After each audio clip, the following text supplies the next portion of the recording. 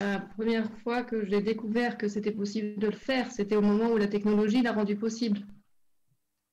C'était le début où les toutes premières caméras de sport extrême ont eu la capacité d'aller à ces hauteurs-là et de pouvoir traverser des températures si basses.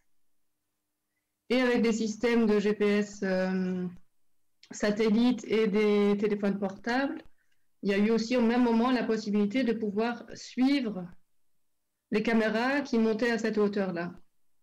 Donc, ce développement technologique m'a donné l'idée. Il y avait plusieurs personnes qui avaient fait des choses avec ça.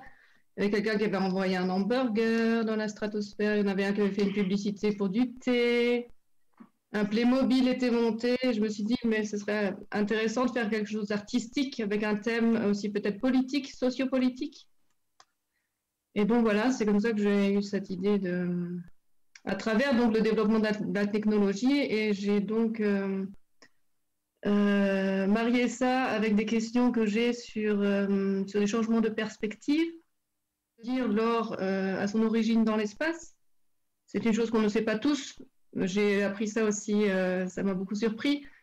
C'est l'or né d'explosions de neutrons, d'étoiles mortes, qui collident. Et dans cette collision, il y a une force, une explosion si extrême, c'est dans cette explosion-là que l'or est créé. Et l'or a atterri sur la Terre il y a très très très longtemps à travers des pluies de météorites. Et depuis ce moment-là, cet or se trouve sur la planète en fait. Mais le symbole de l'or, c'est en général, c'est la richesse, le pouvoir. Mais il y a aussi un autre symbole de l'or, c'est la pureté et la générosité. Donc un changement de perspective. Et c'est pour ça que je l'ai renvoyé en images et physiquement, je l'ai renvoyé dans son espace d'origine.